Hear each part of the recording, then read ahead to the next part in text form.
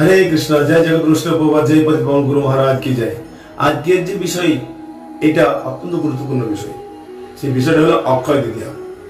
আপনারা কি জানেন এই অক্ষয় তৃতীয়া কেন সারা বিশ্বে এত প্রসিদ্ধ, কেন এই অক্ষয় তৃতীয়াকে এত শুভ বলে বর্ণনা করা হয়েছে?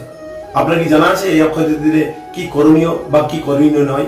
তাই আসুন শাস্ত্রের মত অনুযায়ী আমরা সম্পূর্ণ এই অক্ষয় তৃতীয়া তিথি সম্বন্ধে শ্রবণ করব। তাই আপনাদের কাছে একান্ত অনুরোধ, আপনারা আজ এই ভিডিওটি স্কিপ না করে সম্পূর্ণ ভিডিওটি দেখুন। আজকের এই ভিডিও থেকে আপনারা অনেক কিছু জানতে পারবেন। হরে কৃষ্ণ। অক্ষয় তৃতীয়া অত্যন্ত গুরুত্বপূর্ণ দিন। সারা বিশ্বে এই অক্ষয় তৃতীয়া অত্যন্ত গুরুত্বভাবে সকলে পালন করতে হবে। কেন? কারণ তার নাম থেকে আমরা বুঝতে পারছি যে এই দিনটা কি দিন। অক্ষয়, অক্ষয় শব্দের অর্থ হলো যে কোনোদিন ক্ষয়প্রাপ্ত হয় না। এই অক্ষয় তৃতীয় দিনে আপনি যা করবেন সবকিছু আপনার অক্ষয় হয়ে থাকবে, সেটা পাপ কার্য হোক আর পুণ্যকর্ম হোক, যে কর্মই করুন আপনার অক্ষয় হয়ে থাকবে। আসুন শাস্ত্রের মত অনুযায়ী আমাদের কি করা উচিত তা আমরা জেনে নেব। হরে কৃষ্ণ। তাই সকলকে অনুরোধ আপনারা সবাই যুক্ত হয়ে এই ভিডিও দর্শন করুন। শাস্ত্রে উল্লেখ করা আছে বছরে 4টি দিন অত্যন্ত গুরুত্বপূর্ণ দিন। 1 অক্ষয় তৃতীয়া দিন, 2 বিজয়া দশমী, 3 বৈশাখ মাসের প্রথম দিন, 4 কার্তিক মাসের প্রথম দিন। এই 4টি দিন হলো সর্বশ্রেষ্ঠ দিন। 365 দিনের মধ্যে এই 4টি দিন অত্যন্ত গুরুত্বপূর্ণ দিন এবং এই 4টি দিনের মধ্যে অক্ষয় তৃতীয়া হলো সর্বশ্রেষ্ঠ। কেন? এই অক্ষয় তৃতীয় দিনে আপনি যা করবেন তা আপনার অক্ষয় হয়ে থাকবে। অতএব জেনে নিন অক্ষয় তৃতীয় দিনে কি কর্ম করলে আপনার অক্ষয় হয়ে থাকবে। সাবধান হয়ে সেদিনকে কর্ম করা উচিত। হরে কৃষ্ণ। এবং অক্ষয় তৃতীয়া এমন একটা তিথি যে তিথিতে আপনি সব রকমের শুভ কাজ করতে পারেন। অন্নপ্রাশন, নামকরণ, গৃহপ্রবেশ, শ্রাদ্ধ, পূজা বিধি, যা যা শুভ কার্য আছে আপনি অক্ষয় তৃতীয় দিনে কোনো তিথি কোনো সময় দেখার দরকার নেই। আপনি অক্ষয় তৃতীয় দিনে যে কোনো শুভ কাজ করতে পারেন, আপনার সব কিছু সম্পূর্ণ হবে এই অক্ষয় তৃতীয় দিন। তাই আসুন আমরা আজকে অক্ষয় তৃতীয় দিনে কি কি করণীয় এবং কি কি করণীয় নয় তা শাস্ত্র মত অনুযায়ী জানার চেষ্টা করব। এই দিন আপনি ধর্ম কাজ করুন বা পাপ কাজ করুন, দুটোই অক্ষয় হয়ে থাকবে। হরে কৃষ্ণ। অক্ষয় তৃতীয়া হচ্ছে চন্দ্র বৈশাখ শুক্লপক্ষের তৃতীয়া তিথি। অক্ষয় শব্দের অর্থ হলো যার কোনোদিন ক্ষয় হয় না।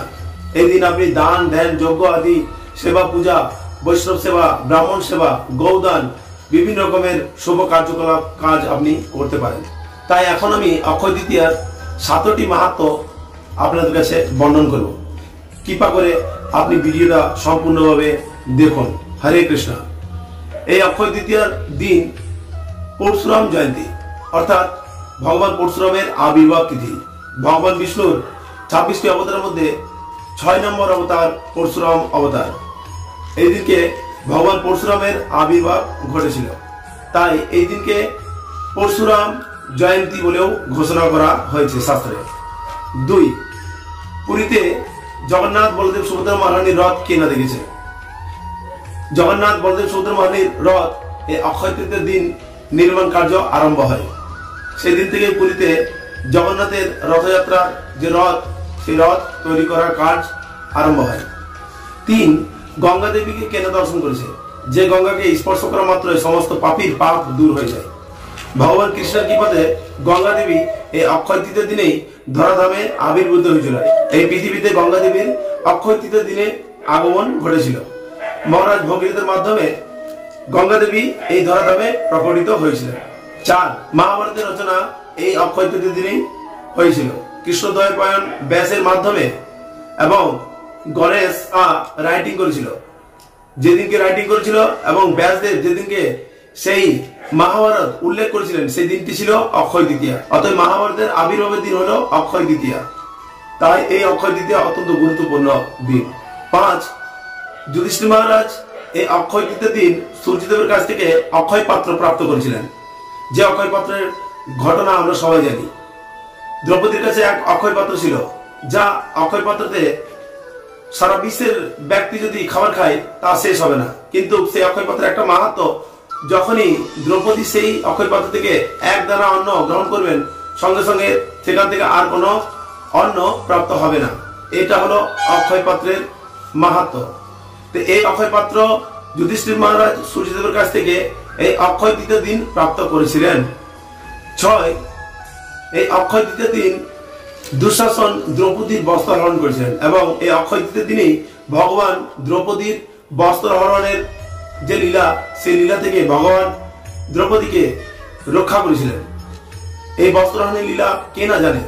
ভগবান শ্রীকৃষ্ণ দ্রৌপদীকে তার লাজ রক্ষা করেছিল। ভগবান যখন শিশুপালকে বধ করার জন্য সুদর্শন ধারণ করেছিলেন, সেই সুদর্শন বধ করার পর যখন ভগবানের আঙুলের মধ্যে যখন আবার উপনীত হলেন, তখন ভগবানের আঙুল থেকে ফোঁটা ফোঁটা রক্ত বের হচ্ছিল। সেই সময় সেখানে দ্রৌপদী, কুন্তী সহ অনেক ভক্তরা বসেছিলেন, কিন্তু সেই সময় সবাই ভগবানের আঙুলে যে রক্ত পড়ছিল তা দেখে ভগবানের আঙুলে কি বাঁধবো তা খুঁজে পেয়েছিলেন, কিন্তু দ্রৌপদী তার নতুন বস্ত্রর এক আঁচল ছিঁড়ে পড়ে ভগবানের আঙুলে তা বেঁধেছিল। তখন ভগবান দ্রৌপদীর প্রতি অত্যন্ত খুশি হয়ে তাকে আশীর্বাদ করেছিলেন যে এক সময় আসবে আমি তোমার এই বস্ত্র দিয়ে লাজ রক্ষা করব। অতএব সেই দিনটা হলো অক্ষয় তৃতীয়া দিন, যেদিনকে দ্রৌপদীর বস্ত্র হরণ হচ্ছিল এবং ভগবান তার লাজ রক্ষা করেছিল। হরে কৃষ্ণ। তাই এই অক্ষয় তৃতীয়া অত্যন্ত গুরুত্বপূর্ণ দিন। 7 নম্বর পয়েন্ট হলো দেবতাদের কোষাধ্যক্ষ। তাকে আমরা সবাই চিনি। সেই ব্যক্তি হলেন কুবের। এই কুবের দেবাদিদেব মহাদেবকে অক্ষয় তৃতীয় দিন তপস্যার মাধ্যমে সন্তুষ্ট করে দেবতাদের কোষাধ্যক্ষ রূপে নিযুক্ত হয়েছিলেন। তাই এই দিনকে সকলে নিজের দোকানে বাড়িতে বৈভব লক্ষ্মী দেবীর পূজা করেন। সেই দিনকে যদি কেউ পূজা বা আরাধনা করেন, তিনি অত্যন্ত ধনবান প্রসিদ্ধ হয়ে এই জগতে প্রসিদ্ধ হন।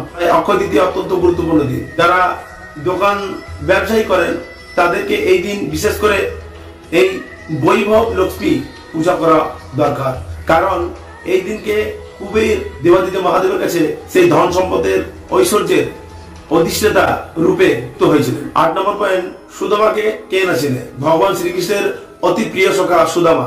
এই সুদামা যেদিনকে দ্বারকাধীশ ভগবানের সঙ্গে প্রথমবার দেখা করতে গেছিলেন দ্বারকাতে, সেই দিন কি ছিল অক্ষয় তৃতীয়া।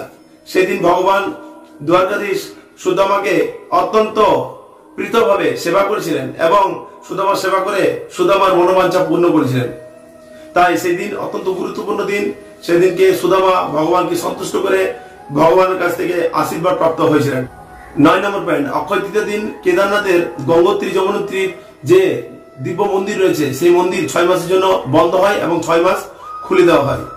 এবং এই মান্যতা রয়েছে, এই যে 6 মাস বন্ধ থাকে, তখন এই মন্দিরের যে বিগ্রহ, সেই মন্দিরের বিগ্রহকে 6 মাস বন্ধ থাকাকালীন দেবতারা সেবা পূজা করেন এবং অক্ষয় তৃতীয় দিন যখন এই দ্বার খোলা হয়, তখন মানুষেরা সেই বিগ্রহের সেবা করেন।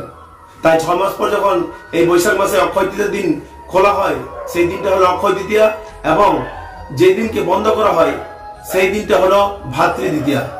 এবং ভাতৃ দ্বিতীয় দিন যেদিনকে দরজা বন্ধ করা হয়, সেই সময় এক প্রদীপ উজ্জ্বলিত করে পরে রাখা হয়। অতএব যখন 6 মাস পরে অক্ষয় তৃতীয় দিন সেই দ্বার খোলা হয়, তখন দেখতে পাওয়া যায় যে সেই প্রদীপ সেইভাবেই 6 মাস আগে যেভাবে উজ্জ্বলিত ভাবে রাখা হয়েছিল, অক্ষয় তৃতীয় দিনও সেইভাবেই জ্বলছে। তাই এই দ্বীপের নাম অক্ষয় দ্বীপ। 10 নম্বর পয়েন্ট, অক্ষয় তৃতীয়া এত গুরুত্বপূর্ণ দিন। আমরা জানি আমাদের 4টি যুগ রয়েছে, সত্য, ত্রেতা, দ্বাপর, কলি। তো এই অক্ষয় তৃতীয় দিন সত্য যুগের সূচনা হয়েছিল। যখন এই 4টি যুগ রোটেট হয়, সত্য, ত্রেতা, দ্বাপর, কলি, তো সত্য যুগ যেদিন প্রকটিত হয় সেদিনকে অক্ষয় তৃতীয়া তিথি থাকে। অতএব অক্ষয় তৃতীয় দিনে সত্য যুগের সূচনা হয়েছিল। হরে কৃষ্ণ। 11 নম্বর পয়েন্ট, এই অক্ষয় তৃতীয় দিনে দেবী অন্নপূর্ণা দেবাদিদেব মহাদেবকে ভিক্ষা প্রদান করেছিলেন। মহামায়ার আরেক রূপ অন্নপূর্ণা। দেবী অন্নপূর্ণা এই অক্ষয় তৃতীয় দিনে দেবাদিদেব মহাদেবকে প্রথমবার ভিক্ষা দান করেছিলেন। 12 নম্বর পয়েন্ট, এই 12 নম্বর পয়েন্টটি অত্যন্ত গুরুত্বপূর্ণ। তাই আপনারা 12 নম্বর পয়েন্টটি অত্যন্ত মনোযোগ দিয়ে শ্রবণ করুন। এই অক্ষয় তৃতীয় দিনে যদি কোনো ব্যক্তি গঙ্গা স্নান, ধামবাস, বিগ্রহ সেবা, বিগ্রহ পূজা, দান ধ্যান এবং পিতৃতর্পণ ইত্যাদি শুভ কাজ করে থাকে, সেই ব্যক্তিকে আর কোনোদিন জমালয়ে গমন করতে হয় না। তাই এই 12 নম্বর পয়েন্টটি অত্যন্ত গুরুত্বপূর্ণ এবং এটা সকলে করতে পারেন। হরে কৃষ্ণ। 13 নম্বর পয়েন্ট, বৃন্দাবনে রাধা বঙ্কুবিহারী চরণ দর্শন লাভ হয় এই অক্ষয় তৃতীয়া। তাই এই অক্ষয় তৃতীয় দিন যদি কেউ বৃন্দাবনে যান, তো অবশ্যই রাধা বঙ্কুবিহারীর চরণ দর্শন লাভ হবে। যে ব্যক্তি রাধা বঙ্কুবিহারীর চরণ দর্শন করে, তিনি অচিরেই মৃত্যুর পরে ভগবত ধাম প্রাপ্ত হয়। 14 নম্বর পয়েন্টটি অত্যন্ত গুরুত্বপূর্ণ।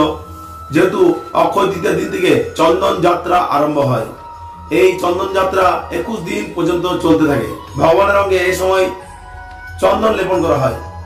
যেহেতু এই বৈশাখ মাসটি অত্যন্ত প্রবল গরম, বৈশাখ মাসে সূর্য মেষ রাশিতে প্রবেশ করে, তাই গরমের উত্তাপ অত্যন্ত প্রবল হয়ে যায়। এই প্রসঙ্গে দুটি উক্তি পাওয়া যায়। পুরীতে জগন্নাথ দেব রাজা ইন্দ্রদেবকে স্বপ্নাদেশ করলেন যে আমার সারা অঙ্গ গরমে অত্যন্ত জ্বলন করছে, অতএব তুমি মলয় পর্বতে গিয়ে মলয় চন্দন এনে আমার সারা অঙ্গে চন্দন লেপন করো। এবং দ্বিতীয় প্রসঙ্গ, ভগবানের শুদ্ধ ভক্ত মাধবেন্দ্র পুরীপাদ, তার কাছে এক গোপাল ছিল এবং সেই গোপাল মাধবেন্দ্র পুরীপাদকে স্বপ্ন আদেশ দিলেন যে আমার সারা অঙ্গ গরমে জ্বালাপোড়া করছে এবং তুমি পুরীতে গিয়ে মলয় পর্বতে মলয় চন্দন এনে আমার সারা অঙ্গে লেপন করো। তখন মাধবেন্দ্র পুরীপাদ হাঁটতে হাঁটতে বৃন্দাবন থেকে পুরীর দিকে রওনা দিলেন এবং যেতে যেতে বিশেষ এক লীলা ঘটেছিল, তা আমরা সবাই জানি। কিরচরা গোপীনাথ মন্দিরে ভগবান নিজে মাধবেন্দ্র পুরীর জন্য ক্ষীর চুরি করে রেখেছিলেন এবং পরবর্তীকালে মাধবেন্দ্র পুরীপাদ সে প্রসঙ্গে অনেক প্রসিদ্ধ হয়ে ভক্তরা তার লীলা মহিমা জানতে পেরেছিলেন। পরে তিনি পুরীতে মলয় পর্বত থেকে মলয় চন্দন সংগ্রহ করার পরে রাত্রে যখন তিনি রেমুনার গোপীনাথ মন্দিরে অবস্থান করলেন, তখন স্বপ্নাদেশ পেলেন যে রেমুনার যে গোপীনাথ, সেই গোপীনাথ আর গোপালের মধ্যে কোনো ভেদ নেই, অতএব তোমাকে আর বৃন্দাবন যাওয়ার দরকার নেই, তুমি আমাকে এখানেই গোপীনাথের মাধ্যমে চন্দন লেপন করো। মাধবেন্দ্র পুরীপাদ গোপীনাথকে চন্দন লেপন করে তার সর্বাঙ্গে শীতলতা প্রদান করেছিলেন। তাই এই অক্ষয় তৃতীয়া অত্যন্ত গুরুত্বপূর্ণ তিথি। সেদিন থেকে 21 দিন পর্যন্ত ভগবানকে চন্দন লেপন করা হয়। আপনারা নিজ নিজ বাড়িতে ভগবানকে এই অক্ষয় তৃতীয়ার দিন থেকে চন্দন লেপন আরম্ভ করবেন। 15 নম্বর পয়েন্ট, অক্ষয় তৃতীয়ার দিনে মানসী গঙ্গায় ভগবান নৌকা বিহার করেছিলেন। ভগবান তার নিত্য পার্শ্বদেরকে নিয়ে পরে সেই দিন নৌকা বিহার আরম্ভ হয় এবং নিকটবর্তী আমাদের ইস্কন মন্দিরেও সেই দিন থেকে নৌকা বিহারের আরম্ভ হয়ে যায়। অতএব আপনারা যদি ইস্কনের নিকটবর্তী কোনো স্থানে থাকেন, তো আপনারা সেই দিব্য ভগবানের লীলা দর্শন করতে পারেন, নৌকা বিহার। তাই সেই দিন থেকে নৌকা বিহারের আরম্ভ হয়। 16 নম্বর পয়েন্ট, অক্ষয় তৃতীয় দিনে দক্ষিণ ভারতের বিশাখাপত্তনম থেকে 5 থেকে 7 কিলোমিটার দূরে সীমাচল নামক এক স্থান রয়েছে। সেই সীমাচল নামক স্থানে ভগবান নৃসিংহদেবের এক মন্দির রয়েছে, যেখানে জীব নৃসিংহ দেব ভগবান বাস করেন। কথিত আছে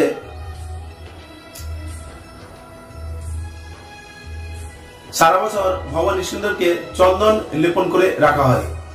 বছর শেষে যখন সেই চন্দন তার দিব্য শরীর থেকে খোলা হয়, তখন সেটা দেখা যায় 45 থেকে 48 কিলো মতো চন্দন বের হয়।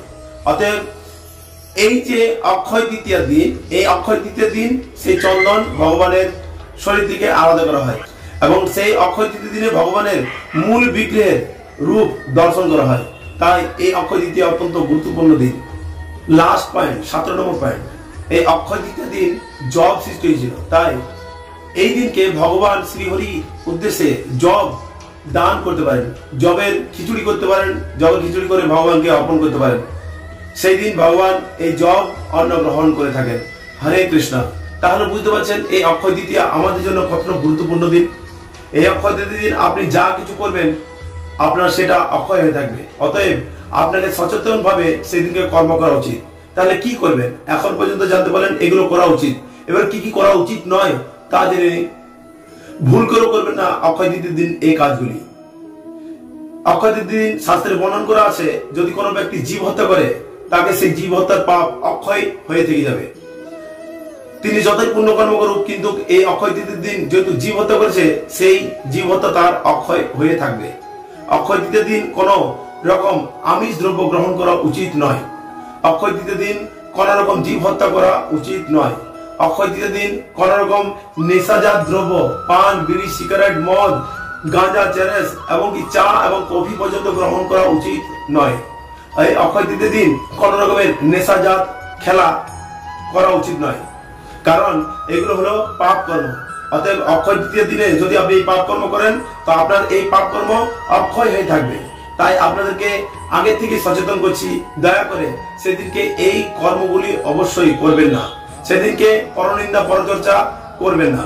অতএব এগুলো সব অক্ষয় হয়ে থেকে যাবে। অক্ষয় তৃতীয় দিন কোন বৈষ্ণবের চরণে, ব্রাহ্মণের চরণে কোন রকম অপরাধ করবেন না। অতএব সচেতন থাকুন, সাবধান থাকুন, সাবধান হয়ে এই অক্ষয় তৃতীয়া আপনি উদযাপিত করুন, পালন করুন এবং শাস্ত্র মত অনুযায়ী চলার চেষ্টা করুন। আপনি যদি এই অক্ষয় তৃতীয় দিন কৃষ্ণ ভাবনাময় ভাবিত হয়ে যদি জীবন সাধন করেন, তাহলে আপনার জীবন মঙ্গলময় উঠবে। কারণ এই অক্ষয় তৃতীয় দিন আপনি যদি কোনো সুকৃতিমান কাজ করেন, কাউকে দান করেন, কাউকে সেবা করেন, বৈষ্ণব সেবা করেন, বৈষ্ণব সেবা করলে আপনি বৈষ্ণবের সেই সদ্গুণ অর্জন করতে পারবেন, বৈষ্ণবের কৃপা গ্রহণ করতে পারবেন। ব্রাহ্মণ সেবা করুন, ব্রাহ্মণকে কিছু দান করুন, বৈষ্ণবকে কিছু দান করুন, তাহলে সেগুলো সব অক্ষয় হয়ে থাকবে। অতএব আপনার মৃত্যুর পর আপনার এই অক্ষয় বস্তুই আপনার সঙ্গে যাবে। তাহলে আমাদের এই ভিডিও যদি আপনাদের পছন্দ হয়ে থাকে, ভালো লেগে থাকে, এই ইনফরমেশন যদি আপনার ভালো লেগে থাকে, অবশ্যই আমাদের চ্যানেলটিকে সাবস্ক্রাইব করে দিন, নিচে থাকা বেল আইকনটা অবশ্যই প্রেস করবেন। আর যদি ভালো লেগে থাকে তো বেশি বেশি একটু শেয়ার করে দিন, যাতে সকলে যেন এই মেসেজ পেয়ে তারা সচেতন হয়ে থাকতে পারে। হরে কৃষ্ণ। অনন্ত কোটি বৈষ্ণব বৃন্দ কি জয়, জগৎগুরু শিল প্রভুপাদ কি জয়।